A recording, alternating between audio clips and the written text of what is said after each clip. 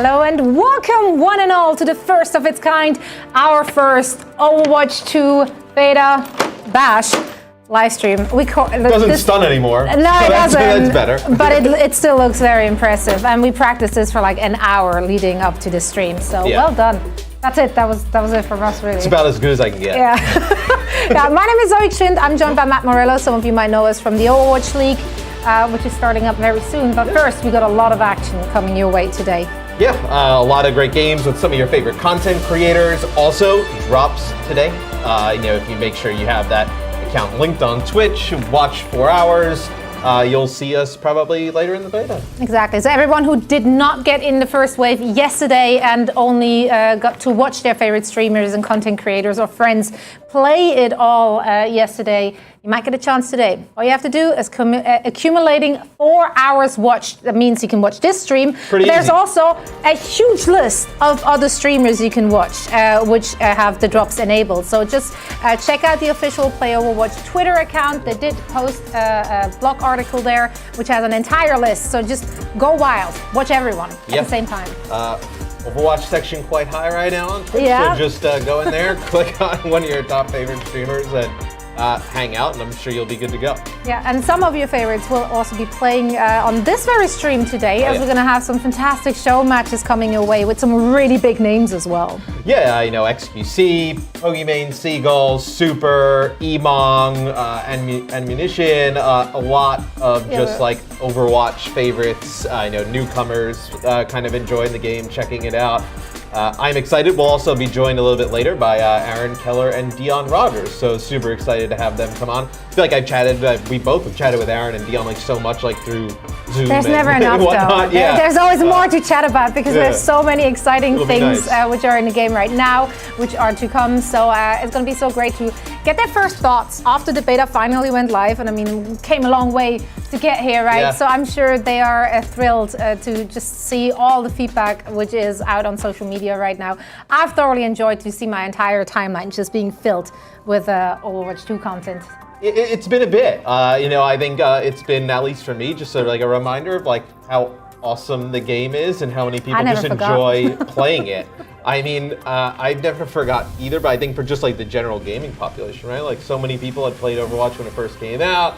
Maybe kind of went to other games for whatnot for a while, but now with all the new content, the new 5v5 format seems to be getting a ton of love. Everybody's back into it. It's nice to see. Yeah, it's lovely to see so many old faces returning, and then of course new faces as well. Exactly. Now we're gonna of course watch all the action with you, and we'll break down some of it a little later today. And as Matt already said, we do have some interviews as well lined up with Team 4 members here live on that stream.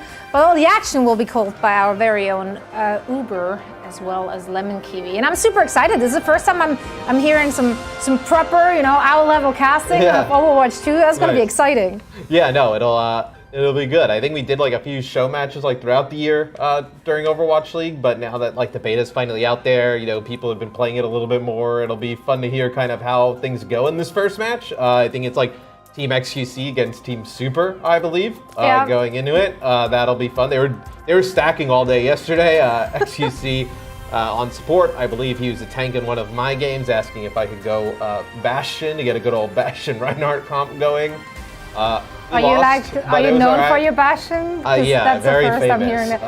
Okay. Yeah, especially the new Bastion, very famous. But no, it'll be fun to see them play, see kind of from the observer mode what things look like, and then if you want to watch from your favorite streamer's POV, you can do that as well. Exactly. So it's going to be an exciting day filled with action, and the drops, they are enabled starting at 10 a.m. this morning is when it started, and it will end at 6 p.m. Yes. So you have plenty of time to accumulate those 4 hours to get your beta access. I highly recommend doing that, and then you might meet us on the server. You might meet his Bastion.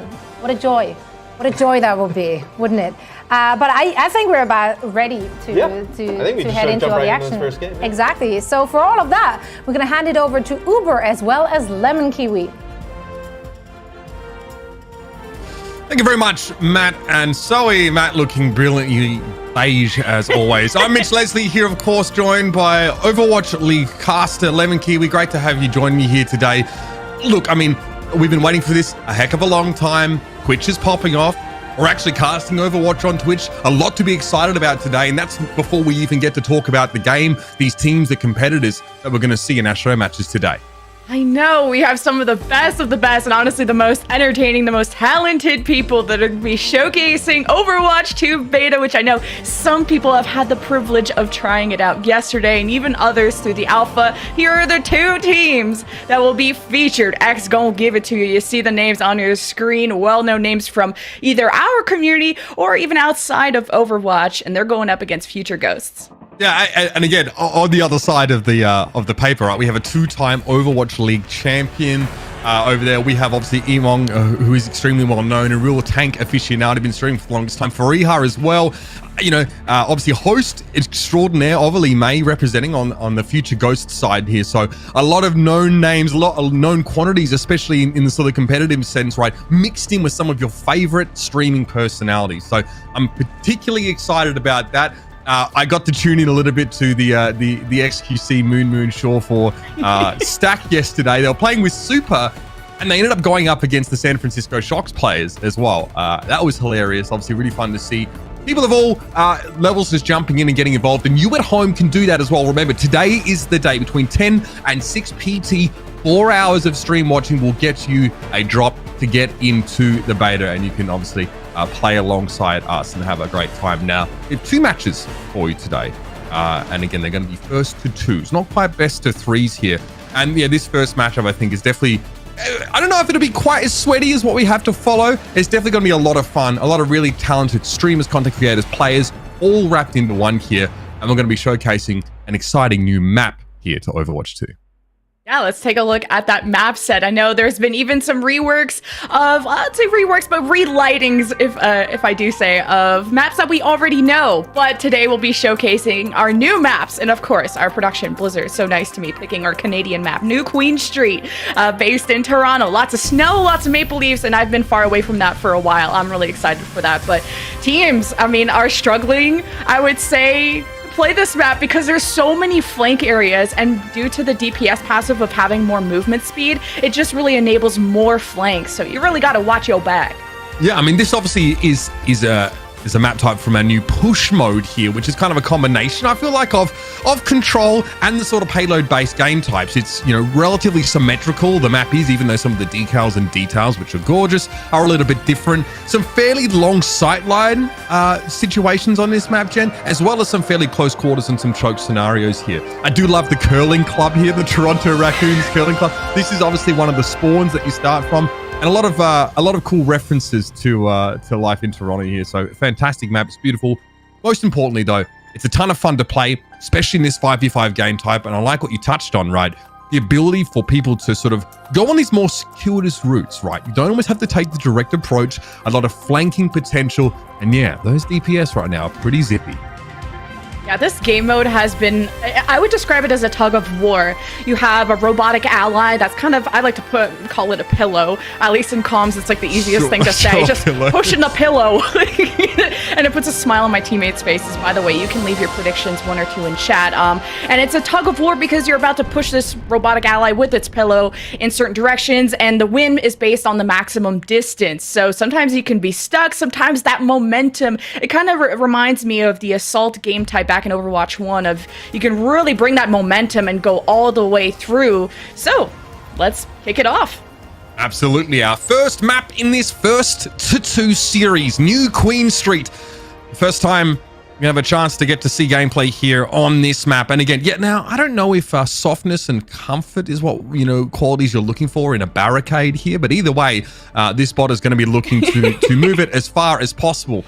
Bear in mind, in between the barricades, so if a team sort of takes control of the bot flips over, the bot moves much faster in between the 2 barricades, which means that you can catch up quite a bit. But it's 5v5. Let's talk about some of these compositions here, Jen, now as teams are starting to lock them in. Yep. You guys know it's 5v5. There's only one tank, and one tank I've been wanting to keep my eyes on is either if XQC is going to roll on the Doomfist. He was most known for his Winston, his Reinhardt back in the day. Doomfist is now a tank. No more uppercut. That's been combined to his seismic slam, and there's all kinds of neat bells and whistles that we'll get into. And This is going to be really exciting, especially with Ammunition back in Overwatch. I was a big fan of her play back in the day. Pokimane, I don't think has played a ton of Overwatch, but I saw her rock that Soldier on stream, and she's looking good. All right, the Sombra here for Reinhardt. That's going to be quite exciting. Sombra can now hack people from invisibility, but hack duration's a little less. Looks like XQC got caught out early, though. I feel like a Sombra is like that assassin, so you do 40% more damage when you do hack that target, but only you, and you can also hack while invisible. But yeah, the biggest difference is the fact that you only are hacked for 1 second, and look how aggressive Emong is being with the spinning javelin, but he got walled off, so. Yeah, clever stuff there from Ammunition, throwing up the wall, making it pretty hard for that Orisa to sort of get away. And the bot's on the move. Future Ghosts, they're in control right now, and it's going to give it to you. Look to probably engage on this next hairpin corner. A bit of a flank by Seagull and Ammunition. First 12 from Ammunition, but look who's charging up. It's Super. Kind of a cursed image, but we remember his Genji play back in Owl. But oh, yeah, Color Hex remembers it too. He's still reeling from it. His bone's still aching a cold day, let me keep. Oops, not dead yet. But look how, well, we got a pretty solid push from the Future Ghost, and now they're chasing down Pokimane. And that's the thing with this push mode is you don't want to get staggered too much. You don't want to show your face until your whole team is ready, because getting staggered is how you get these insanely long pushes. Keep an eye on Super right now. Overclock's available, which means that he's going to be able to fire off his railgun shots without really having to charge them up with that primary fire. Very scary. It's a real damage spike for that Sojourn. Ovely gets picked off though. That's a headshot from Ammunition with the icicle. Super might have to take it up a notch. Absolutely. I played with Ovely in the alpha. She was named Puppy Farts too, which are, I think it was like, whoa, Ovely, what are you doing here? And we struggled. We got full health, but we had a ton of fun, which is all that matters. We got a Blizzard drop from Ammunition, and XCC is just staying real close to the robotic ally. Yeah, he's still Super there. That was the overclock, of course. Getting those railgun shots off one after another. They also pierced during that ultimate, but here's the EMP for Fariha. He's going to catch on the Pokimane, make it hard for her to run away. Javelin is so hard to hit, but when it hits, it sticks. Especially you can get extra damage if you hit the target against the wall. It also has a longer stun duration, as Emong quite literally is paving the way for the robotic ally, who is just at a standstill. Meteor strike there for XQC. Immediately javelin and hack. Not a great start as he tries to rocket punch forward now, and it looks like the Ghosts are in full retreat. Getting hit by the Orisa javelin feels like open heart surgery while you're awake. It is terrifying. It gives you a concussion just with the camera shake and everything, and just seeing what how this Doomfist is operating. I think a lot of people are thinking it's a difficult hero to pull off its entire kit, especially the E to absorb all of that damage will increase the stun, increase the damage, but it doesn't deflect things like sleep and other CCs that might put XQC on his butt. So he'll have to be real careful. Thankfully, there is no Ana on the other side to worry about. Yeah, worth pointing out that the sleep is really one of the only sort of hard CC abilities available to supports in Overwatch 2. Super able to find that railgun elimination on towards Pokimane here, and the Ghosts are starting to push back now.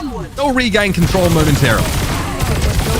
And once you do absorb all of that damage with the Doomfist E, it doesn't expire until you use it. So XQC, unfortunately, you can't pull off a 1v5 no matter how goated you are.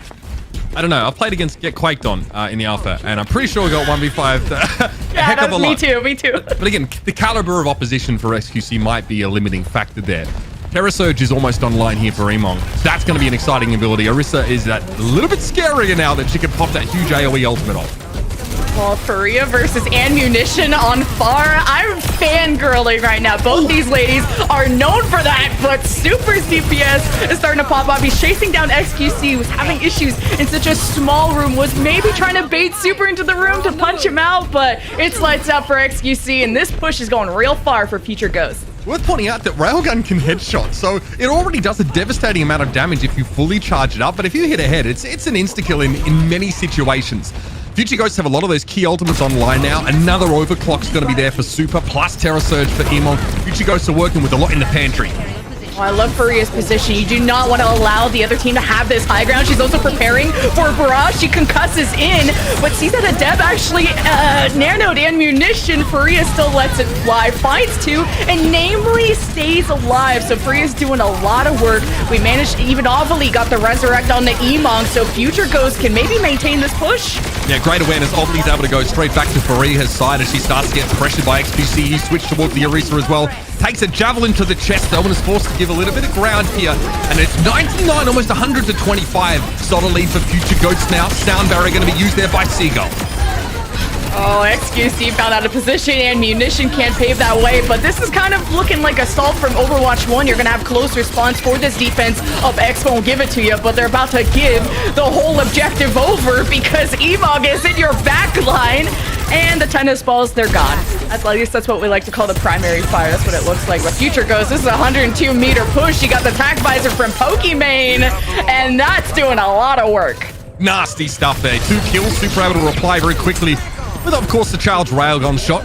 XQC will ward him away, and X-Gon Give to you have a chance to breathe here. You can see they've got quite a deficit to make up, and Future Ghosts have a forward spawn on virtue of how far they were able to push the bot. So that'll be taken away from them in a moment, but they're able to get back to the fight pretty quickly. Look how quickly the bot moves between these barricades. Oh, he running. He got the unbranded sneakers on. Almost had to catch myself there, but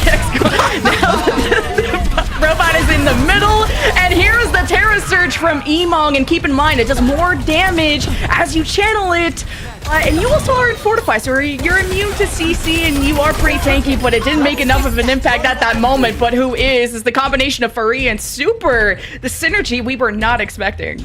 Yeah, I mean, this is really punishing now. Obviously, that Pharo and Mercy combination that both teams are trying to leverage here. Super definitely doing some work. I bet you he's hitting tab and he's checking that scoreboard. He can see how much damage he's been doing so far. Got a mental to see Seagull, of course, on the Lucio here. He's been providing some key sound barriers, and it looks like X-Con Give It To You don't want to give any more ground. Oh, Emong is so low, but now you have 2 supports and only 1 tank, so Emong is going to get all the tender love and care that he needs. He's throwing javelins, he's throwing right hooks, he's going after a Dab who's been separated from the flock, and maybe while she was trying to dodge the Furia barrage that came from the right side, and Future Ghost could be capping here. Yeah, I mean, there's really one more opportunity here for X-Gon Give It To You to do anything. It's a pretty long walk here out from spawn, but they have Terra Surge, they have that barrage available. They're going to have to leverage those pretty much immediately. Sound barrier comes out preemptively, though, from Aspen. Future Ghost just need to finish this off. It starts with picking off Adept. You've got ultimates from XQC, and it's the Terra Surge double kill, fully channeled, the 3K, the barrage on top. X gonna give it to you. Well, they're gonna live to tell the tale again. That's my juicer! Beautiful stuff from XQC there at just the right moment. Able to find a gigantic Terra Surge here. See where ammunition just goes for a close barrage here to help X-Con Give It To You force away that final push. And we're in overtime now. If X-Con Give It To You get off the bot for any reason, they are going to lose the round. They need to push further than Future Ghosts have in the opposite direction within this overtime, Lemon. Yeah, that spinning javelin also shoves people back into their lockers, takes their lunch money, dodged the Terra Surge though. Emong lets it fly, I don't think it caught anyone, as now we enter overtime, so you can have a full push if you are the losing team. Being X gonna give it to you, but this is all about the Resurrects. Faria is letting it go, and ammunition is 1, and Future Ghost about to finish this off. Barrage here for Faria, that's just what the doctor ordered. Then the javelin spin, not enough to protect them, and Future Ghosts are going to take away New Queen Street. What an aggressive and fast-paced game mode. This is kind of at least one of the first tastes I've gotten of at least watching the content creator side of things. A lot of Orisa play, a lot of shoving people, and kind of taking the attention from everyone while the Pharos in the sky rain down some heck. And yeah, that was a great Terra Surge from XQC. I love the highlight intro in that it's a throwback to the Overwatch 1 Orisa. Absolutely beautiful stuff. But yeah, Terra Surge is quite scary because while it doesn't, slow you while you're inside its area of effect, you need to find a way to get out of that. You can't stop the Orisa from channeling that particular ultimate. And if they use like Javelin Spin to get up in your face, and you can obviously knock people back with that Javelin Spin. So the nastiest combo is hitting multiple people with Javelin Spin. They're airborne. They can't really move. They touch the ground, but by the time their boots hit the ground, they're well and truly inside that Terra Surge and they sort of get blown up. So yes, not having that sort of static shield play available to Orisa makes it feel very different. It's much more in your face here. I mean, if you've got 4 legs, you may as well bloody use them. And it's good to see these Orisa players getting up, getting aggressive, and starting to engage some of these fights. And that's what I think everyone's loving about the Orisa rework. That's been one of the favorites from the community that I'm hearing. Just the fact that, like you said, she's a horse, and now she can go and brawl and get up in people's faces. You know, the fortify, adding some extra health. You got the movement speed with the javelin spin. She really has become this brawl hero. And I was really kind of coming in with that question of, was it going to be Reinhardt or Orisa that was going to be the more popular brawl hero? And it seems, at least at the start, we're getting more Orisa. Yeah, absolutely. Obviously, Reinhardt has some attractive qualities now in this Overwatch 2 PvP beta as opposed to Overwatch 1. Double fire strike is quite fun. It means your damage potential is really there, and you have a lot more they got the power steering installed on the charge, so you can really do a lot more with that, especially on these more open maps. You know, in the past, Reinhardt really preferred to try and take short charges, ones that you were guaranteed to hit. I mean, I don't know. Maybe Jen, you had a different approach to the Ryan. I'm not sure. I've seen some pretty intense Ryans, in my game so far. But again, having more control means you can charge from further away, and you can also just not. You can cancel it and not put yourself in harm's way. So the quality of life increases for Reinhardt now, especially when he's put in a role where he has to be that solo tank. And it looks like neither team really bothered or minded too much about having a barrier at all. Kind of wild to see a game of Overwatch without at least one shield. No, isn't it wonderful? And I think the armor changes have helped out the tanks a lot. Like, speaking of Reinhardt, who has one of the most amount of armor, so it's like a 30% damage reduction of incoming damage instead of kind of that -5 per hit, situation back in Overwatch 1. And Reinhardt got a lot of love, got a lot more extra armor, 200 to 300. He got a little bit more health. He got his 2 fire strikes. What I love the most about the Reinhardt changes is actually the charge cancel. I had put that in my experimental patch just because I think what Reinhardt lacked in Overwatch 1 was a proper gap close. You really depended so much on Lucio, and now that he can just charge in, cancel, and then start swinging, you don't have to necessarily feed, although I'm sure my teammates in QP will find a way to do that. Yeah. But we have flats on one of these teams, and I'm wondering if he's going to sport any Reinhardt today, because that's what he was really known for, along with Winston, of course. That's right. Yeah, absolutely. We're going to see flats, obviously, in our next match. A big shout out to Flats as well. I think his videos for the Alpha Content was one of my favorites because it covered every single change. So I really put the effort in to show us every change. So go check that out if you want to know what's different. This is different. Hybrid map, obviously, for our second in these first two series. It's going to be Midtown. Now, no prizes for guessing what historical location this is based on, but it's great to see, a new map for one of our favorite map types in Overwatch, this hybrid one. The map is obviously beautiful. A lot of little references in there again. Really great stylization of what is undoubtedly New York City. Yeah, New York City. It's an escort payload, or you escort the payload through the heart of Manhattan, and then you end up at Grand Central at the end. It's absolutely gorgeous. I've gotten full health so many times. Namely, you brought up Get Quaked On. He quakes on me on this map so many times. He is somehow, in the alpha, was able to know all the rollouts already through kind of that train that's in the middle. I feel like that initial point plays a little bit like Gibraltar, where you have this car wash, you have a high ground you can play, or you can play under the high ground. But if you do neglect that high ground, the defense has access to that and will be choosing when they want to engage. Yeah, there are actually a couple situations on Midtown where you have like a high ground above like a little choke point here, and you obviously have to get the cart through that.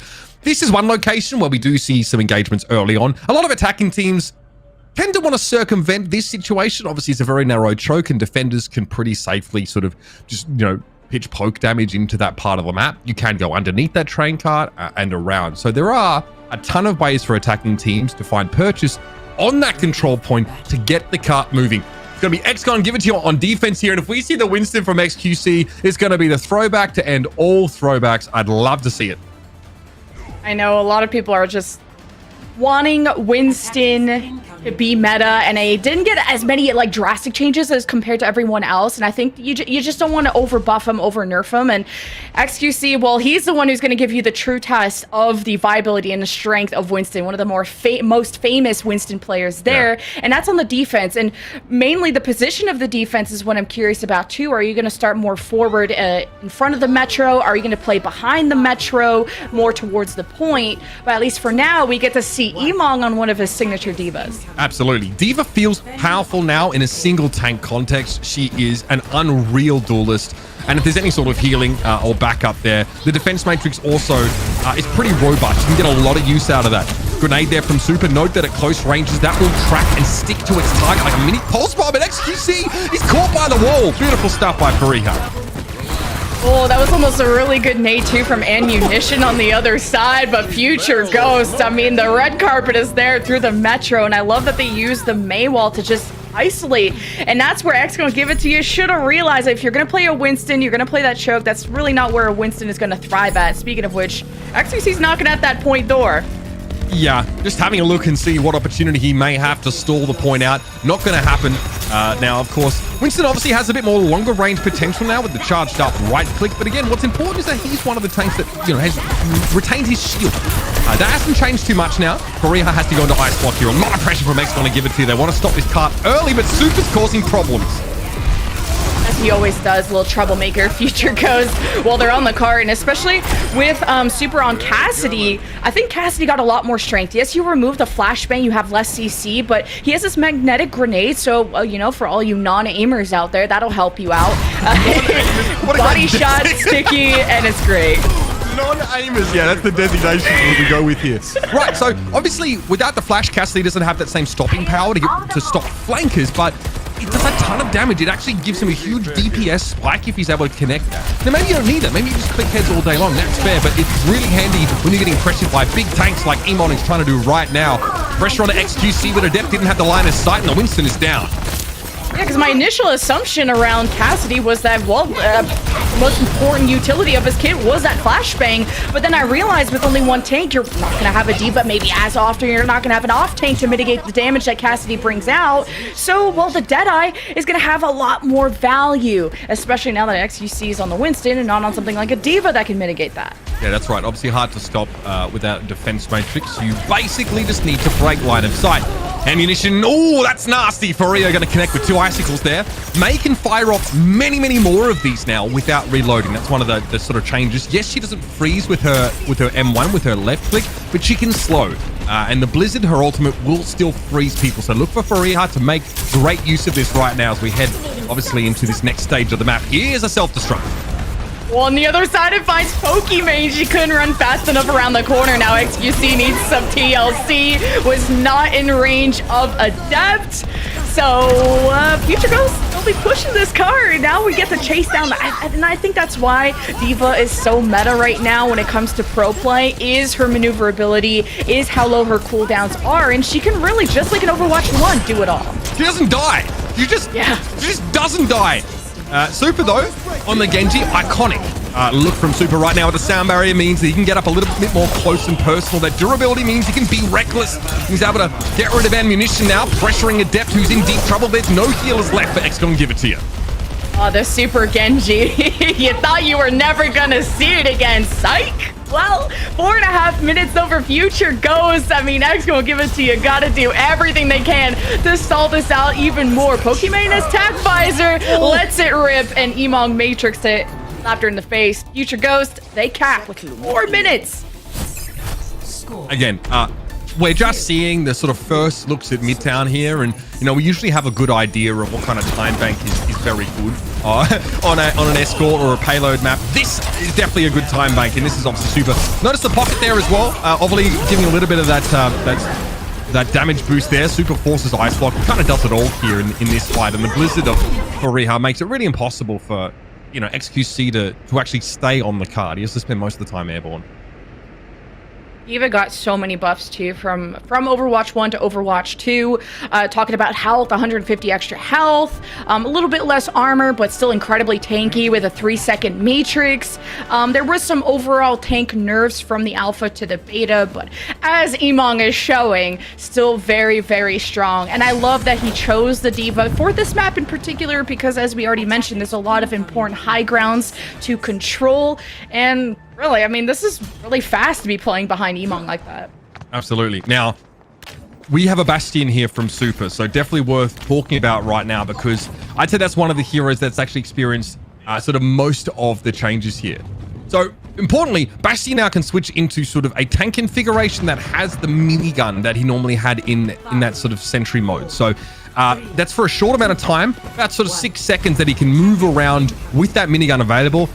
His ultimate is pretty nasty as well. You don't want to be sort of caught around that when he transforms into a sort of mini tank and configuration artillery, dropping an airstrike on the enemy team, air raid sirens and all. It's pretty scary to deal with, so look out for that. And already Super showing us what he can do now in that center configuration. That assault mode is so scary, but Bastion is a glass cannon, you know, you have a little bit less mobility during that, you do a ton of damage, but the primary fire is a little bit slower when you're not in that assault mode. But ultimate, of course, with just the proposition that Pokimane Seagull, they can ice block, they can just run out of the Bastion ultimate, and you see XQC is taking way too much pressure. And really, as a solo Reinhardt player, you gotta go ape mode. You just gotta go in there, play as aggro as you can, and hope that your support's got you. Yeah, scary stuff there. And you saw what Super could do sort of late into the fight there if he was sort of unattended. You know, crucially as well, he has a right click. He has a tactical grenade, which sort of can bounce off walls. Would be very scary in this part of the map. And it can stick to enemies as well. So a little bit of an extra spike there. You can see he's only got a certain amount of time for that sort of tank configuration now, but it's enough to really strike fear in the hearts of opponents. Backing away now as Reinhardt does get charged straight into the wall, and a minefield from Emon. Oh dear. All sorts of problems now as XQC is isolated. Yeah, I can tell like XQC's playing Reinhardt like you would in Overwatch 1, where you kind of want to maybe give energy to Azari. You're going to play things slow, have your shield up for your team, but you really just got to sit, like, you got to go brain dead mode. You just got to go W into them. That's the only way to play Reinhardt in this Overwatch 2. And there is the new Bastion ultimate, but XQC ended that real early. So we'll see if X gonna give it to you or gonna get the final take on the point. Great illustration of some of the counterplay to the artillery configuration for Bastion there. Obviously, you can't move. And you have an aerial view of the situation, so XQC was able to capitalize there on that moment of unawareness from Super, who switches now over towards a Widowmaker. There's still a bit of a contest here now. It's very close. 96.5% is going to be Sound Barrier. Dragon Strike through and through the point, and Overly falls. No mercy for Future Ghosts. Oh, you see, there's such a stall coming from Future Ghost, including Aspen, who drops a Sound Barrier just to help her and Emong hold this down for a few more seconds. Spawns are real close for Future Ghosts, but yep. Fire truck is coming out. X gonna give it to you. They get to go even further. Yeah, minefield pretty scary there, especially when Aspen gets involved and starts sort of booping people into the mines from Emong. But the cart, or should we say the fire engine, is on the road here. 3 minutes and 52 seconds remain for X gonna give it to you to get to this sort of next checkpoint. This is now where we have to deal with the what we've dubbed a car wash here. This high ground and choke combination. Super's probing for a headshot. Getting so many cursed images of Super DPS. Maybe this will get him out of retirement if he pops up early enough. There's the dive from Emong, just kind of splitting the pack with the bubble. And XQC goes for a shatter. It only got Obly down on the ground, and she's gonna pop Val just to get up in the air. And this is when Future Ghosts want to fight, but they've lost Emong in the process. Tactical visor coming out now from Pokimane. What can she find? Overly was caught out in the middle of the open, and XQC is able to find one of those two fire strike connections onto Fariha. It's just a Widowmaker in terms of Future Ghost's DPS, and XQC is taking a lot of space, forcing them back.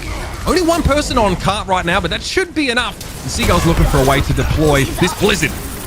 Oh, just throws it right in the middle of them, and Aspen's trying to speed them away, but it's too little too late. And like you had already mentioned with the Mei rework, that is the only way you can freeze someone now, as the primary fire just slows, but it does so much more damage. Mei finally owning the role of an actual DPS. Zobly's going to bring out the pistol, Poppy farts away, and there is X going to give it to you, about to cap the point. There it is. So that checkpoint has been achieved now, and a time extension given to XCon give it to you. Coming to this next fight as well, they have the Sound Barrier to work with. Super's timing there for Infrasight is interesting. Again, not able to yield too much of an advantage to Future Ghosts after having lost the checkpoint, and they've got to spend most of this time just sort of backing away. Emong's close to a Primal Rage. That hasn't changed too much with the Winston here. Again, the displacement is still going to be a highly coveted feature of that ultimate. Yeah, Winston got a few changes around his bubble. Let's see. Oh, and also his right click or his secondary fire is really cool. Doesn't do a lot of damage, but it does take up ammo. And there's the Primal Rage in action. Sound Barrier activated from ammunition. A lot more cushion as Emong's trying to beat down everyone he can and maybe even just separate them from one another, because it looks like everyone's trying to be attached to the hip to XQC. X gonna give it to you, breaking Emong's bubble. There's a sound barrier from Aspen as the re-engage ensues for Future Ghosts. Yeah, that's huge. The overhealth from sound barrier there actually tipping this fight in Future Ghost's favor there. Emong still needs to respect XQC as they're just trying to hose the boy down, trying to juice the man up, keep him alive. XQC suffering a lot of pressure still as Emong wants that enemy tank. Meanwhile, Seagull comes in with a big blizzard now, and he'll be dueling for Reinhardt on the cart. Can't freeze Reinhardt with this primary fire, but slowing her down will definitely be punishing. Here's the Deadeye. Oh, it's a connection on a Seagull, but it's a trade. I respect the W into the Deadeye when you just thought you could end it all. As Pokemon's like, where are my friends? Well, those are not the friends you're looking for. Sorry. They're gone. And we're resetting. We're resetting. All right, so this is where it gets a little bit scary because defenders have access to high ground here, where you see Emong, plus also that little causeway above, and flanking opportunities on the attacking team here. So a lot of space to work with, and that's crucial for Super, who probably wants attack visor. Without XQC's shield sort of facing his direction, Shatter comes in. It's a big connection for two. Anomaly down, but not dead yet. You got the Adept Coalescence, and there's the momentum push this offense needed. Now they're at a time bank disadvantage, and for those hopefully not new to Overwatch, but if you haven't caught this game mode yet, it does mean that they will be attacking first on the next round, and then the race for time banks as Emong is still somehow alive. He's finished off, and X gonna give it to you for the final push. A good stall here for Future Ghost so far. They've shaved 3 minutes off the time bank. Rex gonna give it to you now. Pokimane, attack visor here. This is very much a Zony ultimate, trying to keep those heads down. The stick from the grenade is not going to be enough to take it down, though. Obviously, will fall to that tactical visor. A lot of healing being yielded right now by Adept to keep that DPS alive, and it's looking good. A lot of blue in the kill feed here for Rex gonna give it to you, and a sound barrier for good measure. There has to be a Valk from Ovally now. There's the Blizzard to zone off the final stragglers, and the push is in. A minute 13 versus 4 minutes and 25, especially after Future Ghost took New Queen Street. It's going to be a tough comeback to make. Yeah, look, 3 minutes is an eternity in Overwatch. Now, in fairness, if you get a good start and you can maintain momentum and crucially you can stagger the opposition team, you can sit on this cart, but there's every possibility X going to give it to you are going to be stuck in overtime while trying to push this cart at best. It's a fairly, it's a big map, right? It's expansive. The path that the cart needs to take as well, obviously 95 meters. Not the longest we've seen in any sort of hybrid map, but it's definitely going to be quite a treacherous journey here. I like that Reinhardt shift there from XQC in that last part of the map, though, Lemon, because obviously some more choke environments, more opportunity to sort of line multiple people up for those Earth Shatters as well. Pretty fearsome stuff from XQC. Yeah, and just to go over some of those Winston changes, because I know people kind of thought that Winston felt pretty the same. Got, I think, 50 extra health, a little bit more armor. Of course, that right click is new. The secondary fire, you can charge it up. It only does about 50 damage. It has a 30-meter range, so you have some amount of poke with Winston, but it does cost you ammo, so if you get kind of a target low, the ammo is really important for a Winston player, just how long you can really survive, and also how long you can stay deep into the back end. And then the barrier from 700 to 800. It got a little bit of a buff, but I know that there's still more on the horizon. This is only the beta. Let's talk Zarya now in a single tank context here. Emong will have 2 bubbles that he'll be able to use either on himself or on allies. Great start for Fariha, though. Damage boosted Farah connecting with the Soldier 76. XQC wants to get to the point. He wants to force the fight now, but Fariha has her pick of the litter in terms of sightlines. She's in a great spot to cause problems. Oh, Adept must have used the Fade early and tried to use the Ice Block from Seagull as cover, and they got separated from XQC. Wanted to take the fight on the point, but at least you got a take out of it, so it's not nothing. Yeah, that's right, of course. At least 1/3 of permanent progress locked in on that point. Future Ghosts here. Gonna make this the last fight if they possibly can. We have a switch to the Baptiste here from Ammunition as well. Not so changed from what we saw in Overwatch 1. Still nasty and very powerful, of course, with that Immortality field. Super takes a ton of damage on his way through the cart here, and XQC is probing. XQC is going after Aspen, very low. That's the last support remaining for Future Ghost, as Ovally was picked off at the start. Not a lot of healing remaining for either side with the depth of Ammunition gone. A few more seconds. X gonna give it to you. Have to touch the point. And they forget to do so. Definitely could have been Pokimane who ran up as XQC was diving through the right side, but Now, this isn't the perfect team synergy. This is all for fun anyway. Shout out to Aspen. She survived some of the most unlikely situations in the final moments on Lucio there. She gets pressured down by XQC. She's able to boop him back, avoid him for the time being. She's got a bubble from Emong and basically took XQC out of the fight in that last engagement here. And yeah, Fariha really took over the game, in those moments here. So now Future Ghosts, Lemon, all they've got to do is get more than 42.4% of this capture and they'll be done. It was pretty easy for them on the first round. Kind of depends on what composition they're going to try out now. I feel like there's so much diversity in the meta right now. Even just scrim through the actual professional play to going into quick play, you'll see everyone trying out everything, and no one really knows what's good right now. But we've seen a lot of Reinhardt. I know on New Queen Street it was Orisa. XQC sporting to Winston, obviously something he's more comfortable on. Just if he's going to go into that Metro, which he's currently floating in, it has very low ceilings, which Winston players usually don't like. Yeah, absolutely. They would like to be able to frolic in the meadow. Don't like roofs over their heads. I'm looking at you, Cincinnati Zoo. So we'll see what X1 give it to you now can do to hold off Future Ghost for a total of 4 minutes and 25 seconds. That's a long time. Fariha wants to stay airborne. This time, though, it's going to be on the Echo, and Super is on the Trash Mouse. Junkrat is in for Future Ghost.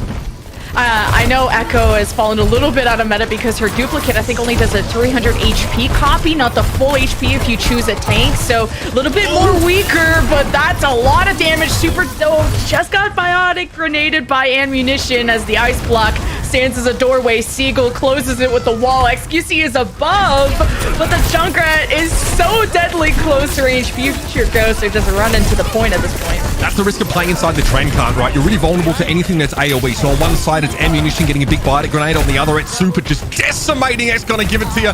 And there's hardly any of them left. Seagull trying to stay alive for as long as he possibly can. Wall goes up, and there's the ice block. The final moments are ticking down now. And he's going to be forced away from the point. Maybe Pokemon can get here with the legs. It's going to be a tough one, though. She'll be forced away. And Future Ghosts take the series in a 2-0 sweep. Yeah, Pokemon said, hashtag not my problem. I'm going to let XQC take the blame on that one. Yeah. Hashtag it's a team game, guys. And this is really cool. We saw a lot of people play off-roll stuff. Even the Bastion sported by Super. Kind of a glass cannon situation. Most deadly in that sentry or assault form. Lasts for 6 seconds, but that's a 12-second cooldown. Right. So I'm seeing a lot of pros talk about how, well, this might be good for your pub stompers, maybe the lower ranks, but at professional play, Bastion is just so vulnerable to poke that it's going to take a lot of resources for Bastion to keep kicking for a while. Absolutely. And again, you don't get a huge speed boost when you move into that configuration. But I mean, with Lucio's speed boost, you saw what Super could do. Guy was incredibly hard to hit, really punishing within that 6-second window now, where a third of the time, Bastion players can feel like they're playing an absolutely busted hero. And Super did obviously a great job there with the switch to Junkrat a little bit later on here. So look, I mean, I'm loving it. We've got to see New Queen Street. We've got to see Midtown here. So great showcasing of these couple of maps here. And I think it's pretty clear to see that a lot of the paradigms that existed in Overwatch 1 are still valid here. But there's plenty of adaptation. There's plenty of change, plenty of freshness here on Overwatch 2, especially when it comes down to playing around a single tank, a 5v5 setup there. Like, we didn't get to talk too much about Emong Zarya there, but all of these tanks obviously have received their changes ranging from little to complete reworks to sort of facilitate this. And it's still chaotic. It's still that Overwatch that we love. We saw almost every tank so far. I think one of my favorite tanks to play right now is Zarya. If you want a tank, if you want to go back to old Overwatch 1, you want to pump out a lot of DPS, you can instantly get to 100 charge. She has 2 bubbles. She can give it to herself or others, spend 2 on herself. You could be selfish, you could be selfless. And Zarya has been really cool in both professional and just casual play. And we'll get to showcase more of those changes and more of those maps shortly. Yeah, absolutely. But in the meantime, ladies and gentlemen, we've got something very special for you in between our matches. We're going to hear from Matt and Zoe and a very special guest. So enjoy. We'll be back with our second match in not too long.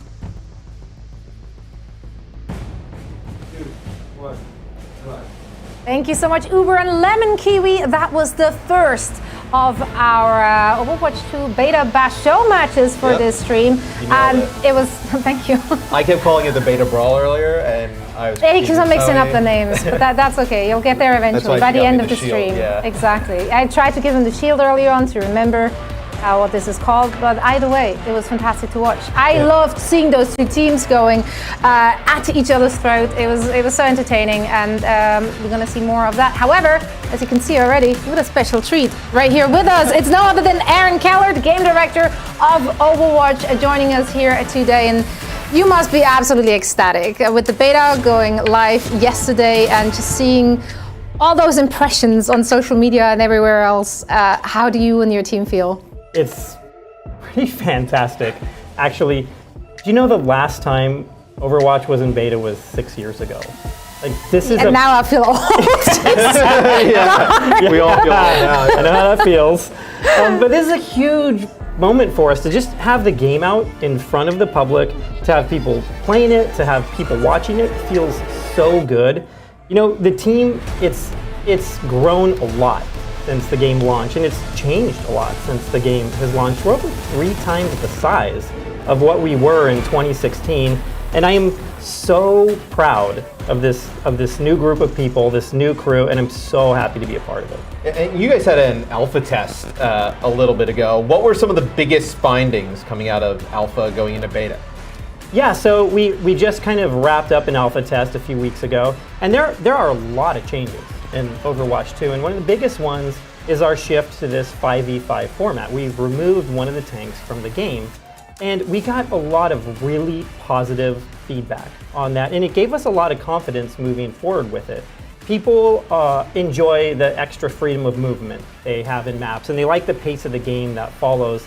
They spend less time just stuck at a choke. They spend less time as the victim of crowd control abilities and stuns. There's a lot less just barriers all over the field.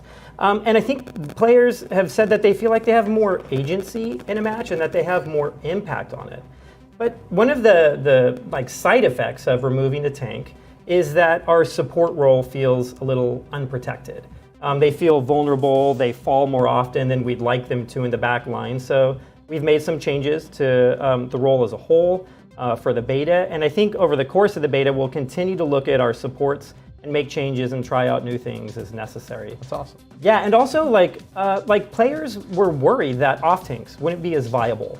And what we've seen over the course of the alpha was that not only are they viable, but heroes like Diva and Doomfist, and especially Zarya, she's a beast now. They are some of the most powerful heroes in the game. So I think over the beta, we'll probably take some time to balance out the power levels of some of the tanks. And then there's Sojourn. She's this hero. She's designed around this iconic FPS weapon, this railgun. And she prioritizes aiming and smart positioning based off of her movement abilities. She's super fun to play. She's really popular, but like incredibly deadly in the hands of high-skilled players. So we're gonna take an eye. We're gonna look at her and like with the goal of maintaining her fantasy, but also making her fair. Yeah. And then I think maybe like the last takeaway that I had personally from the alpha is Overwatch League players are really, really good at the game. They make things look so easy on stream. Yeah. But then, like, you're getting 1v5 by them in the alpha, and you recognize just how scary good they are at the game. And so, like, I think one of the things I'm looking forward to most in the beta is this much larger player pool. We'll have better matchmaking. We'll get better data for balance of the game. And personally, I hope I just get some easier matches. I looked at my alpha footage when I was like, oh, you can release it. And I was like, no, this is just a death compilation of me dying to Owl Pro. It's like, it's actually not that entertaining. But I enjoyed all of that. So that's the good news. Yes, really. I did too. Now, what's next for Overwatch fans to look forward to? What's on the horizon? Yeah, okay, so we just started this beta yesterday. And the way we view betas as a team is it really is a way for us to test new content and features. There's a lot of new things in the game, and I think the alpha was a great start, but it needs a lot more testing before we're really ready to release it. So over the course of the beta, we'll be making a lot of changes to the game. We'll be trying new things based off of our observations and feedback from players. And then, you know, like additional features, maps, and new heroes are going to need testing too when they're released into the beta.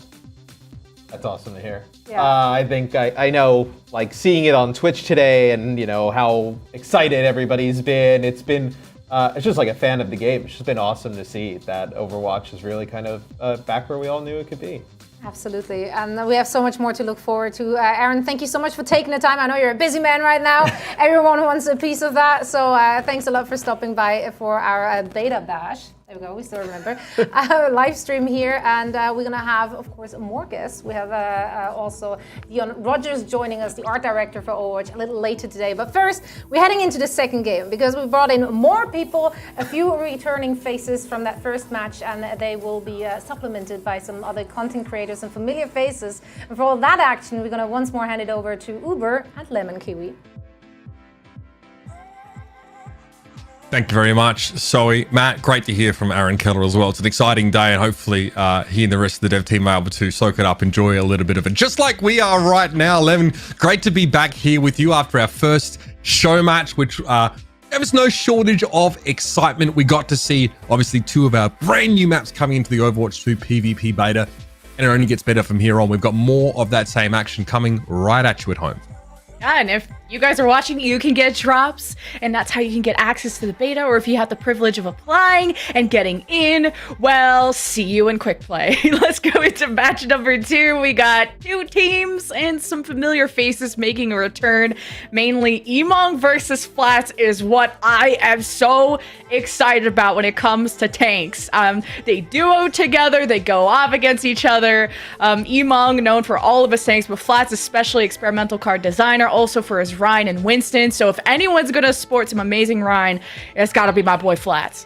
Yeah, worth pointing out that while our players in this matchup are obviously, really popular and well-known, hard-working content creators, they're also absolutely cracked at the game. So keep an eye out for that. Obviously, my favorite streamer personally is a Flex Support player, ML7's featuring in this particular game. Big shout out to him because he was getting 100k plus viewers there.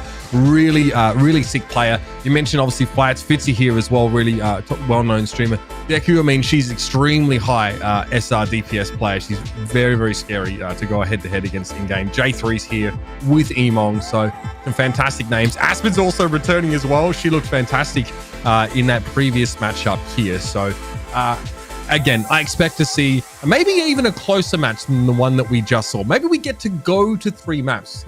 Maybe we get a look at one of our new look maps sort of redone. It's going to be a third map, if we need, will be King's Row at daytime. So that would be fun to sort of see that if you haven't seen it yet.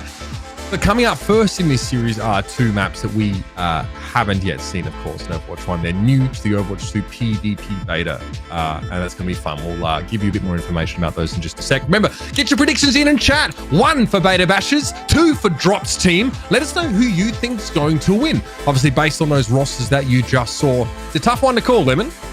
It's tough, especially Emong versus Flats. I mean, the tank battle alone is going to be scary. You have Aspen versus ML7 when it comes to flex support. I mean, ML7, one of the most famous and just best Anas in the world. If you want an Ana streamer to watch, ML7 is the one. The fact that he plays on ping too sometimes is insane. Aspen, really an inspirational woman when it comes to the scene. One of the few that are left when it comes to competing in contenders. She placed as high as 3rd when it came to contenders North America. And she's in and out of the competitive scene. She also streams, I believe. And Deku is someone I've even played with. She has an account called Girl Boss. And what we do is we girl boss. She also has these E-Girl Fridays, which are hilarious, where she brings on Mercy players. And those are hilarious. Deku is also one of the best, I would say, women DPS players that are out there. And she's also an up-and-coming streamer. So I'm excited to also not only feature just these streamers that deserve a bigger spotlight, but also the new maps that we have coming up. So Circuit Royale is gorgeous. There's also a Ducky Floaty if you guys want to hang out on it. I mean, this map is obviously an incredible homage to just the glitz and glam of Monaco and the lifestyle that I'll never be able to afford. So soak it up while you can and get that escapism in there, ladies and gentlemen. Obviously, a beautiful start from this casino room with you heard it, functional piano. And this map really has a vertical feel. It starts off relatively flat, but it's a precipitous climb that sort of you're greeted with on the attacking side as you push past this sort of statue. Really stunning map. Obviously, can't say that enough. But again, offers some really interesting sort of gameplay scenarios, like dealing with this extremely high sort of climb here. And then into the last phase of the map, right, we have a ton of these balconies and different ways of flanking around this building through the right-hand side. And the cart is, it's like it's an F1 car, which is just perfect. So those of you that have just become fans of F1 from watching Drive to Survive, I count myself a part of that crew, you'll enjoy that. Really, really cool. A ton of great references. And again, definitely a challenging map as well on the attacking side to sort of solve some of these problems that you're presented with as you approach. You end up at the end here. This is point C, Hotel Arche, if I had to be the only qualified thing I say today. And there's a pool. There's my ducky floating. Yes, the B-roll made it. It's so cute. It floats around. I've hung out here. I think it's therapeutic. And then there's this part, which is a spawn area. But when it comes to playing this map, what heroes we could expect, at least on the professional side of things, there's very, very long sight lines, especially from point A to point B. This part especially, a lot of Widowmakers are posting up on that top left side. And it's become tricky. I think a lot of people are trying to figure out the right sight lines for Widow, where to hide, where to rotate out of in secondary positions. And I'm really excited to see what our content creators are going to whip out. Absolutely. We're going to jump into game in just a moment, everybody. So hold your horses because we're about to get into Hero Select here. Of course, Beta Bashers is Deku, J3, Emong, Aspen, Echo Flex, and Drops team is Fitzy here, Somju, Flats, ML7, and EVA. And we have J3, 6'5" stature on Absolute the power legs. Absolutely. And then the fact that he's on his role, DPS, what he's known for, besides being a clown, he's also a Florida Mayhem content creator. On the other side, Fitzy, if you want to see the true peak of Sombra with her rework, Fitzy has been known for his Sombra since he came out of the womb. So go check out his streams. Fitzy on the Sombra. I'm excited to see what he's going to do. Yeah, I heard that he actually translocated out of the womb and hacked the doctor. Is what happened there, and then the rest was kind of history, right? This guy really has figured out how to find out the finer details, the finer points of making Sombra work, and she can be an absolute menace in the right pair of hands, safe to say. We have them right here. So on the attacking side, Drops team are out of the gates here. Flats will be on the Reinhardt. It's scary. You have to go up against ML7's Ana. I think Ana is one of the more popular supports right now just because her biotic grenades, speaking from an Ana main's perspective, are so free. And biotic grenades, once you have that anti-heal, it's a fight winner in itself. As even with that first pick, that Beta Bashers guy, look how Flats is playing so aggressive, just runs over Emong. Yeah, I mean, we glossed over it, but that was one of the most important milestones of this first part of the map, right? That sort of high ground bridge that Flats just sort of forced his way over. Now it's going to be a little bit hard for Drops team to slow down Beta Bashers on this part of the map, and the first checkpoint is just around the corner. This next fight will be very important for Drops team. They've got a hold, and that's a good start. Helix Rocket connection on EVA. A lot of pressure into Flats' shield. Only one support down, though, for this offense, and that's where you don't have to necessarily shy away, as Fitzy wants to try and sneak into that backline and already got discovered, so it's kind of a narrow part here, so we'll see if Fitzy can get into the back, because he mainly probably wants to hack Aspen, but remember that the hack only lasts for 1 second, and you can phase out of that hack, so Aspen should be pretty safe, so maybe you go after Echo there. All right, defensive body grenade going to be used there. Emong going to throw the javelin, pinning Flats, but now he's going to get the nano boost, and J3 is going to be knocked on his rear end. Here comes the pressure though. Flats very lucky not to get knocked off the map entirely, but Echo Flex wasn't nearly as lucky. A whip shot sends him straight over the edge. Flats now though can return to the card, and Emong really is all alone and up against it, and it will be another 1-5 for Drops team. And Reinhardt's shield, not something that people depend on as much, obviously, because it's such a brawl-heavy meta, but his shield went from, what, 1,500 to 1,200 now, or 1,600 on live, and you guys seem to think Drops team have this, and we'll see if they do. A lot of experience on that, as Flats is on the high ground, has to unfortunately drop, but this is a good part. We just capped point A, and Beta Bashers have a good high ground that they can use here, as long as they get Flats off their back.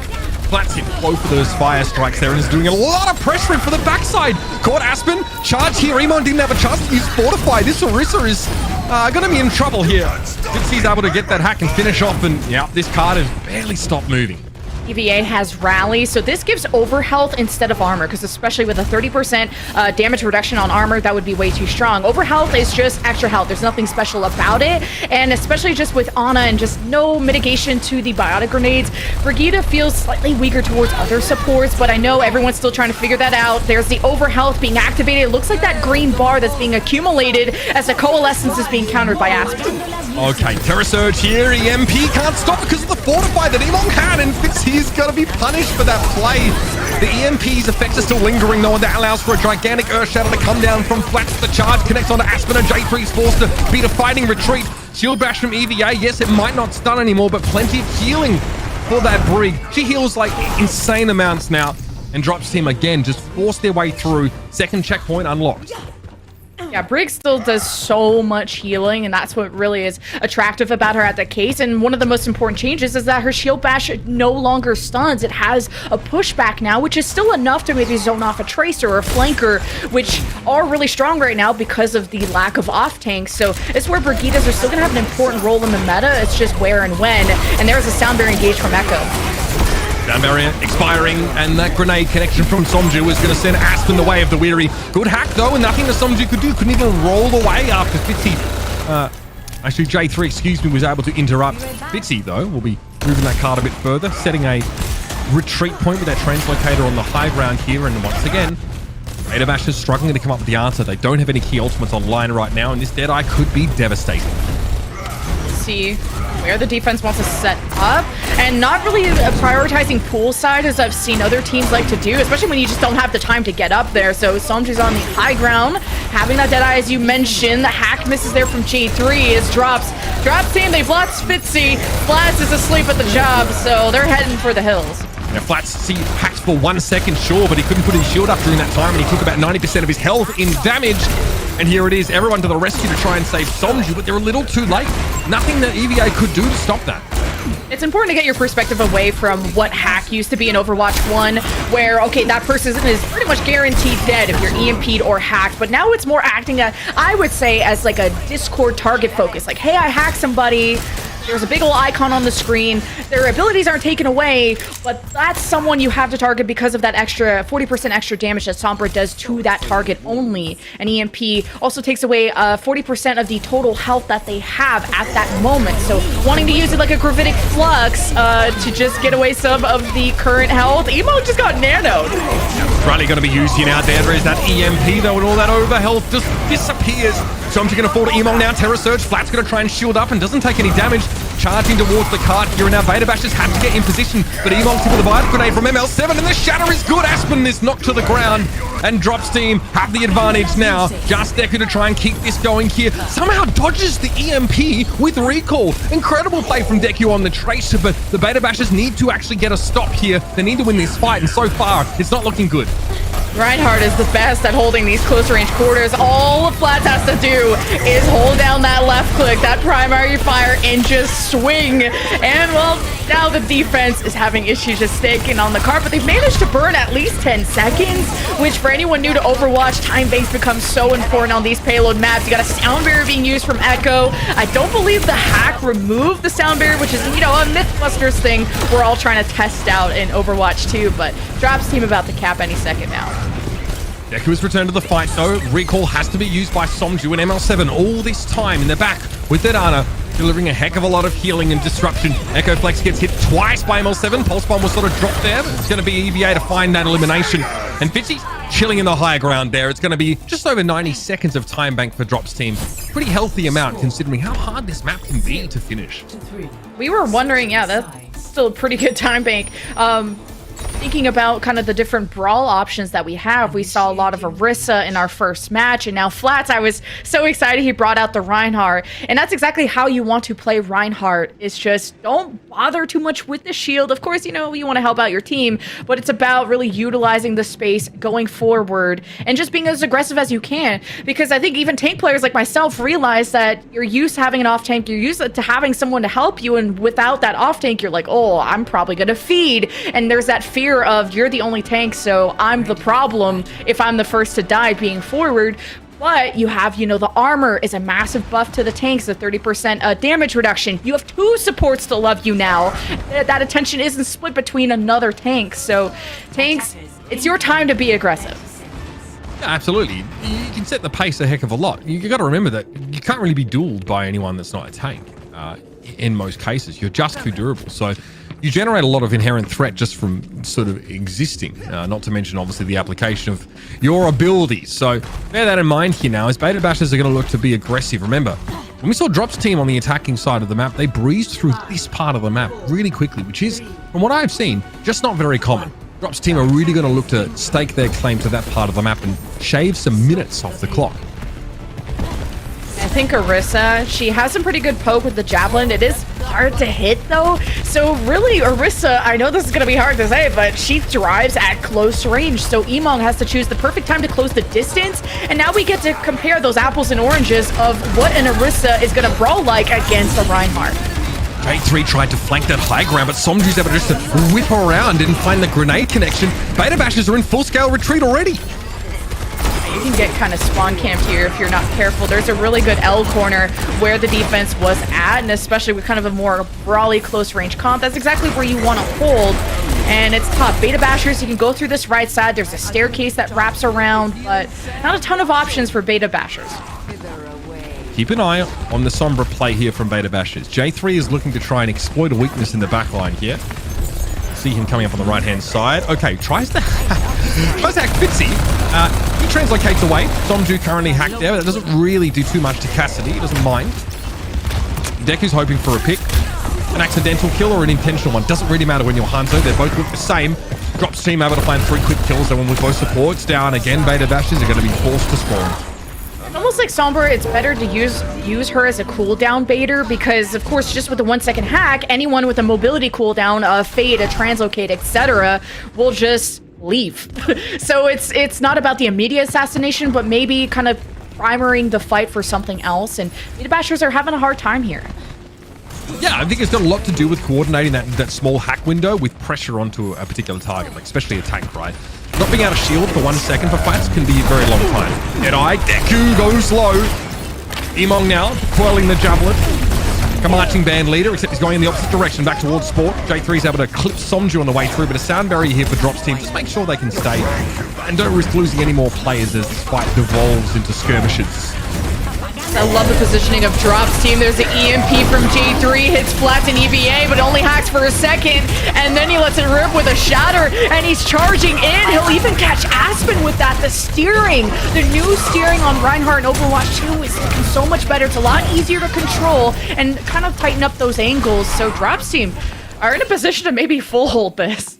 This took me a while to get used to. After getting EMP'd, I sort of not take my hands off the keyboard, but sort of just sit around going, wow, it's going to be ages before I can take action here. Reminding yourself that it is only a short duration, that EMP. I mean, Flats wouldn't have been able to Earth Shatter if it was any longer than that. So that's that pick I was talking about, right? Deku finds EVA, big part of the healing out of the pitch, but ML7 knows how to dish it out. He now has to stand up as the sole support and great Dragon Strike to isolate Flats here.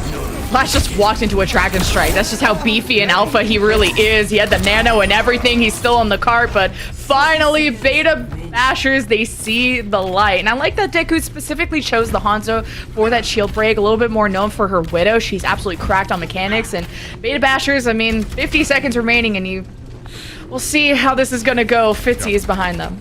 There's another fight opportunity here. There might need to be some sort of stall, though, to make it happen. It's a decent walk back for the defenders. They're going to get there in time, though. So Beta Bashers need to make use of whatever they can here. They have no key ultimates available. Somju forces the translocate away there for J3, and already Immortality Field has to be used for Aspen. That's not a great sign.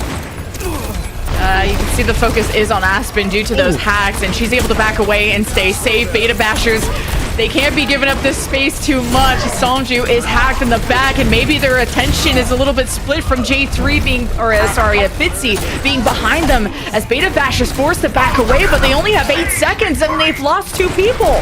Somju getting really aggressive here, just face tanking that javelin, knowing that all they got to do is force Beta Bashers away from them now. Time ticking down. And there's no chance for Beta Bashers to touch the cart there. So beautiful stuff, of course, from Drop's team to take away Circuit Royal here. And a good look, again, their defense on that first point was staunch, and I kind of mentioned that was really what they needed to do. And I feel like just having the presence of a Sombra really forces your team to kind of tighten up positionally, just wanting to be around your Reinhardt or your Orisa, because as soon as you're separated from the flock, I feel like Sombra's acting as this assassin now, more than someone who is necessarily enabling the rest of the team with these long hacks and taking away these abilities. She's really self-sufficient in that way. It's just now you have to be a little bit more careful which target you pick, as the hack is only 1 second, and a lot of the heroes right now that are popular are ones that are self-sufficient, that have some kind of mobility cooldown. Yeah, it forces you to play really differently as Sombra, because your objective with hacking someone sort of changes a little bit. Again, it's less about just putting someone out of the fight entirely, but being able to exploit these sort of small windows of vulnerability that you can inflict on the enemy team. So again, if you stay around for too long, it can go against you. You are revealed, right, briefly while you're hacking, so you don't come out of your invisibility. And if no one touches you and if you don't shoot, you'll just phase back into that invisibility. But you are able to obviously to hack from that, and there's a window where you yourself as the Sombra can sort of be exploited and punished for hanging around a little bit too long. You see how powerful Nano Boost there is with Reinhardt. I mean, Flats just face tanked a Dragon Strike and was able to stay alive for a heck of a long time. Impressive stuff. We've got more to come from this series, of course, now as Drop's team are looking good. But before we get to our second map, we're going to head back over to Matt. And so with another moment to take one of the fantastic members of the Overwatch 2 dev team. So take it away, guys. Beta Bashers and the Drops team will continue all the action in just a little bit, but before that, we got another special guest joining us. Hello. It's no other than Dion Rogers, art director for Overwatch. How you doing? I'm doing well. Exciting day today. It really is. It's exciting times. Everything looks amazing. Thank you. In the game. To start things off, it's just What like is everything's amazing. what is the process like for some of these maps to kind of come to life, and the new hero looks and skins as well? Right. Usually the team, we start to kind of work with the concept art team to just do blue sky drawings of just various places we actually like to go to in real life, actually. Yeah. And then for heroes we like to play, big fans of past shooters like Quake. You can see with Sojourn, the railgun was added. We also talk with our engineering team. We want new graphics, new features, especially for Overwatch 2. And then we start to kind of compile a list of things that we feel strongly about and just build in 3D. It's pretty organic. It's why it takes so long for us to make things. We don't have like a perfect structure for it, but I think that's how we get some of the fun that you see in some of the maps and the heroes, Yeah. So how do you really balance your artistic desires as an artist with gameplay needs? Right. So if we were in the office, we sit next to each other. We sit right next to the level designers. So we kind of simulated this through Zoom. We stay paired with each other always. As the level designers work on their section of the game, the environment artists work on it together. Character designers and the hero designers are together, the modelers, so that we're fulfilling the fantasy of the hero, while at the same time we want cool art. Locations need to feel natural, feel real. Sometimes gameplay can make things feel like a kind of a puzzle to solve this. But I think it's just our collaboration. It's what helps give that natural look while respecting the gameplay needs for the game. I was gonna say, like, how far can you go versus kind of like, especially with the hero looks, right? Like, kind of the updated models. Like, how far can you guys go? Like, because I think like some of the ones we've seen so far, like the Tracer thing, like they look so good. Like they look just like pushed into the future, kind of like how we are about the game. Tracer's interesting because she has that cool orange color about her. So we pick a few things that must stay. Tracer orange, we call it. That needs to be a part of her new kit. But her bomber jacket was a little more rustic before. Now it's a more synthetic material, more modern shape. So she kind of retains what Tracer used to be, but just more modern, more updated look to her. Leveled up. Yeah, more leveled up. Yeah. Leveled up. No, I mean, everything we've seen so far looked absolutely slick and perfect. So I'm so excited to see more of that to come. Have there been any kind of really issues arising between like artistic vision and like gameplay, such as like you want a restaurant to have like an additional door, but like that would obviously change the game plan, so we can't like add a door there. Like, how do you solve those kind of things? It's interesting. It's usually reversed. The designers want another door, and the artists are like, "There's too many doors." Like a cafe would never have this many what doors. is this? They need a flank route. They need to escape. So yeah, usually we're working with the designers just to make sure like a vision for like a natural looking space comes across while kind of giving the players lots of opportunities to move around the space. You don't want to get spawn camped in the spawn room, so usually we want a lot of exits. But sometimes a restaurant doesn't have 6 exits, you know. So it's just a balance we do, working organically with each other, you know. No, I also love the little details like that go into it. I think we saw like the duck in the pool on Circuit Royale. Like, what are some of the stuff that you guys like just love throwing in maps like that, like little kind of Easter eggs, like? Yeah, we love to put IP from the game, like other IPs, like Warcraft. Yeah. There's a lot of fans of World of Warcraft on the team, so we sneak a few. In Midtown, New York, you'll see there's a Murphy's bar from the Murloc. Actually, Overwatch is a lot of people's vacation photos. There's just people been to different places in the world, and we like, hey, since this is your vacation photos, we'll use that in the game, you know. So many of the Easter eggs are actually so the developers can get a chance to put a bit of themselves in. And we love games like Dark Souls and Elden Ring, so we love to kind of hint at some of these things too, you know. And you can see with the heroes, a lot of them reflect some of the fun games we grew up playing, so that we kind of put our own spin, our Blizzard twist on these heroes. That's super cool. I don't want to spoil anything. So yeah. I mean, I know I'm going to go explore. I always love doing that, and the gameplay almost distracts me from it. I get mad when I get shot. I was looking at the map stuff. Can you leave me alone for a second? Well, that's it already. Thank you so much, Dion, for joining us for a quick chat. I'm sure we're going to hear more from you coming up and see more from you and your team very soon. I'm very excited for that. Thank you, and I appreciate it. Yeah. No, it's always fun chatting with Dion. I was gonna say, I was like, we've done so many of these over like Zoom. I was like, I know, right? It's nice to see each other in person again, isn't it? In person. I was like, so you do these I hope year. we're doing Yeah, no, it'd be great to get together again. Cool. Yeah, well, it was wonderful having you, and we are now heading back into all the action. So once again, I'm gonna send it over to Uber and Lemon Kiwi, map number 2. You got it, Zoe. Thank you very much. Yes, map number 2 is just around the corner here. It's been quite the matchup so far. In fact, all of our show matches have been really exciting to see. But Beta Bashers and Drops team showed us a very interesting iteration of Circuit Royale there, with Drops team being very strong on defense. Now, of course, that's what we sometimes get from these escort-based maps. Lemon, I'm excited for our next map, though. One, of course, we haven't yet seen today. One that's been teased and explained, though, through the wider community. It's going to be our push map, Colosseo. I know you're such a fan of Matt's beigeness, so He's here's a beige whole map. pants as well. Yeah, more beige. All right, Matt loves his beige. beige. I feel that pain though, because I'm in Las Vegas and everything here is beige and orange. But this is much better because it's a sunset. There's a beautiful city. It's golden now. Yeah.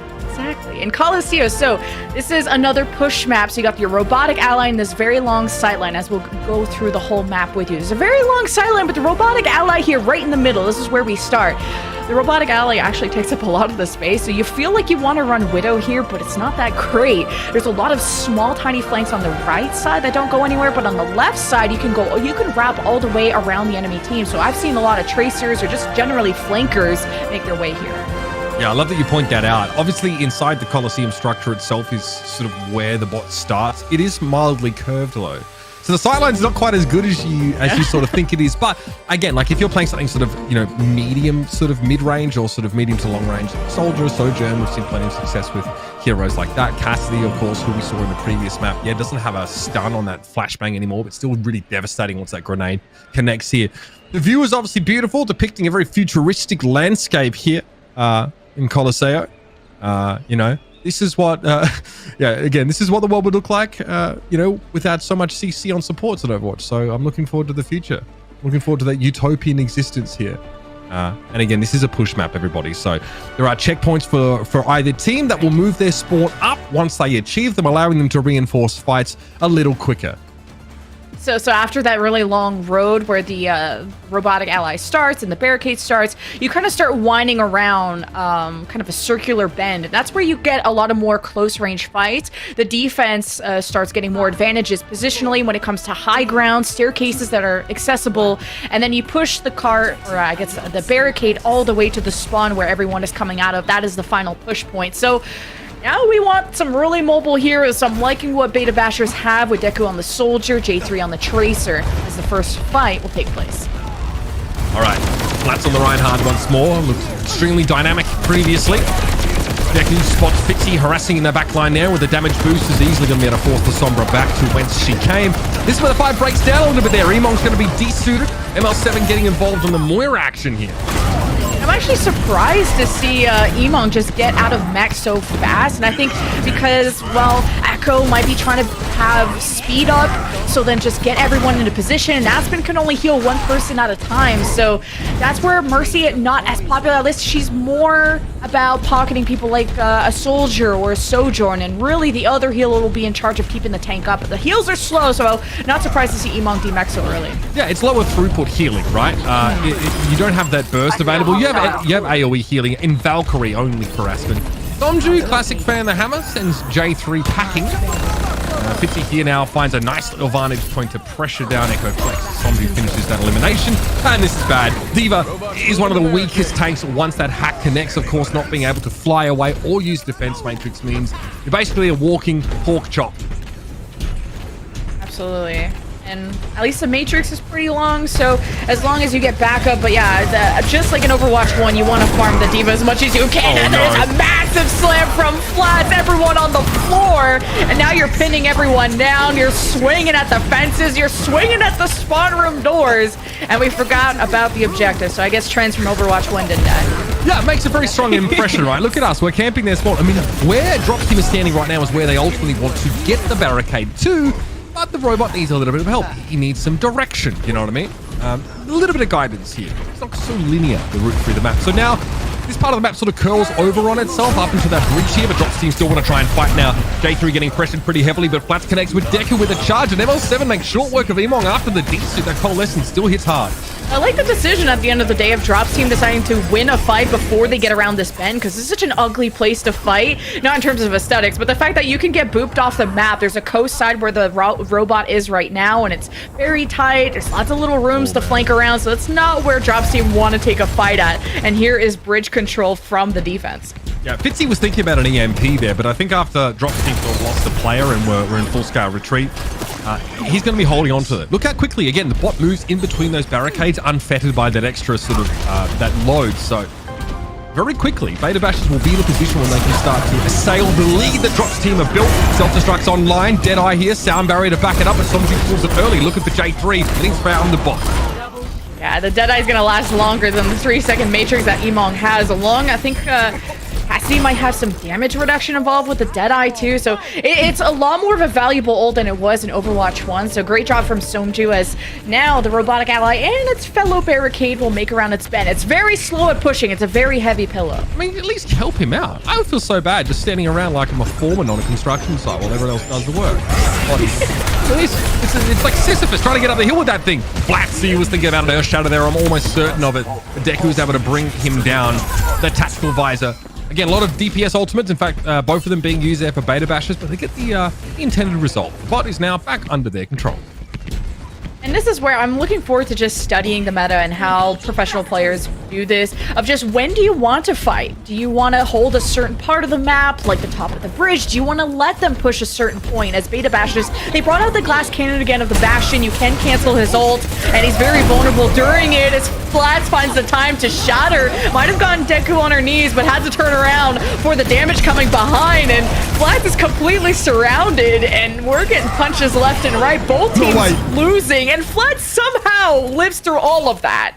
Yeah, you've got to be some kind of person to go for those charges there. Flats really trusting the team and the backup that would be there. So again, that barricade for Beta Bashers has not moved far at all. Paltry 1.47 meters to the Drops Team's 93.15. Again, the bot moves pretty quickly back to its red barricade here. But the Beta Bashers will have enough time. Will they try and take the fight while they have the high ground advantage? That's the question. They probably should. You just want to keep your heads low if you're Drops team. Just that bridge. They're so scared to play under. Deadeye from Sombra trying to look for that Mercy. Aspen hiding in the roof with Valkyrie. Oh, she didn't take enough damage there. She still lives. Transcendence, the support ultimates layering for Beta Bashers. Emong is hacked, but he will not fall. But J3 is out, so less damage for the defenses. They gotta make some headway with this barricade. It's 107 meters to 1. Yeah, so a lot of the time, the Beta Bashers have control of the bot 4. They're really just, getting themselves back to square one in many cases. Great fight, though. There, Aspen, she realized that, with Valkyrie, she didn't have to touch the ground or grass at that point. She could just wait for that to expire. And Deku got to flex some of her hit scan shots. So she's really good in that fight. Again, we're on board with her now. She wants to pressure Fitzy. She's hacked and forced away. Somju connects the grenade. EMP from Fitzy. Remember, that room was 40% of the total health, so just getting Emong weak enough. And sometimes you will solo EMP. I've seen professional teams do that. If someone is the big enough threat, you will commit that ultimate. But unfortunately, it didn't result in an actual pick for Drops team onto Emong until later on. Now Drops team back in control of the robotic ally with 107 meters. They're looking to go and fully cap the whole map. Echo Flex in danger, hacked right now, so no ability to boost that healing or speed. 112 meters, and this is getting scary now for Beta Bashers. They're getting forced into a one-fight scenario. Yes, they have spawn advantage, but this could be a problem now. Sound barrier and Flats has a shadow ready to go. I want to yell big slam over one of my favorite streamers, Emong, but 99%, he dies to it. The final push coming in. And, well, the defense, you have closer spawns. J3 making his appearance on Tracer. He flicks into a wall. You can't do that on stream, my guy. Oh, no. Oh, well. Sometimes being a 644 power gamer isn't everything, I guess. Big slam! There I did it! Haha! Emong's able to nail Flats there as he, again, is trying to force this cart towards the end of the map, rather the barricade. It looks like Drops team are running out of juice. Even with the closer respawns, there is no end in sight for Beta Bashers. The Deadeye, the 2 picks, ML7 hoses them down with the Coalescence and the full cap. Not even close. Drops team will take the 2-0. Oh, I can't believe that. That looked like that would have been a pretty safe defensive hold there. Somji walks up, massive Deadeye, finding 2 key kills. And it's going to be ML7, of course, bracing us for the play of the game here in the final moments. Coalescence still pretty darn frightening here. And ML7's able to use that aggressively there as the rest of his team's able to push up now. Yeah, I mean, look, even if Beta Bashers are able to get back in control of the bot, they had to basically mirror that same push on the other side of the map. That is a big job. Very, very hard to do, but possible, of course, it would have been as overtime wouldn't have expired until they got there. But I think we have a pretty definitive result here, Lemon. Yeah. Drops always win. And you at home, hopefully you are winning some drops. We get to see you in beta. I know MMR is all over the place, so sometimes you get the opportunity to get slammed by a pro in quick play. I know when I was in beta and alpha, I was going up against some very scary owl players. I'm not even going to point them out. And just to talk about the heroes right now, we've seen so much diversity in DPS. Sojourn, Soldier, Cassidy, so many making an appearance. Brawl, you have so many options between Orisa and Reinhardt. Even just dive, a little bit of Winston, a little bit of a diva today, but just having a hard time kind of measuring that dive. And I think once people find out really the right cadence of these fights, we're gonna have so many options of how these fights are gonna turn out, and I'm really excited for the meta to come. Absolutely. I mean, even more broadly, just a celebration today of, what we have to look forward to is Overwatch 2 PvP releases. The beta, of course, is going right now, and you can be a part of it yourself if you're able to watch 4 hours of participating streamers and get yourselves a drop for beta access. I hope to see you guys in game real soon. But for now, of course, we're going to head back over to Matt and So to close things out. Thanks for joining us. Hope you have a fantastic day, and I hope you can jump in and play some games. So much Lemon, Kiwi, and Uber. We are back here once again, Zoe and Matt, for a few final words. Yeah. First of all, push is fast. Right. Compared to Assault 2 CP, obviously a way different kind of game mode, but I think a welcome addition, right? Oh yeah. No, not those drawn out games. We kind of have that neutral payload style and get right to the end. I just love the pace of the game. It's just so much fun to see, just like high action-packed, like mobile kind of gameplay like that. It feels and it looks so different. It's beautiful. it reminds me like a lot like when Overwatch 1 was released. Like we kind of talked a little bit about it earlier, where the play was like really fast and like loose and open, and kind of now with 5v5 and new game mode, right? It kind of feels like that again, which is awesome. Yeah, I think the maps, as well as of course the hero reworks and the change to 5v5. I think that all just leads to very dynamic and action-packed gameplay, which I love. And I can't wait to see much more of that. And I very much hope that you guys get to enjoy some of that very soon. So remember to keep on watching any and all of the streams on the list, which Play Overwatch tweeted out yesterday, I believe that was. So just head on over to any of your favorite streamers which have those drops available, and make sure that your account is actually connected to your Battle.net. That's very important, otherwise you won't receive your drop. Maybe you started watching earlier today. You only got a little bit more to go before you can actually jump in and play yourself, right? Exactly, and I can highly encourage you to head on over to SVB's channel specifically, because he will have more influencers, content creators, familiar and loved faces of the community, joining some members of the development team from Team 4. So we're going to have some Overwatch devs taking on some of the content creators. So that's going to be an absolute blast. And all of that you can watch over on SVB's channel as it's happening right now. So you can continue to accumulate your hours and receive your own Overwatch 2 beta key. Yeah, and jump into game later. May end up, I think one of the coolest parts about like the alpha and the beta thus far is like, you just queue into people you queue into, whether it's like content creators, pro players, or just us. You queue to everybody, kind of like playing some of these games. It's really awesome to kind of play against and, with some of your favorite creators. Absolutely. So if you happen to cross our path, make sure to hit us up on Twitter afterwards and tell us how awful we did. We can't wait to hear from all of you. Just speak for yourself. Sorry.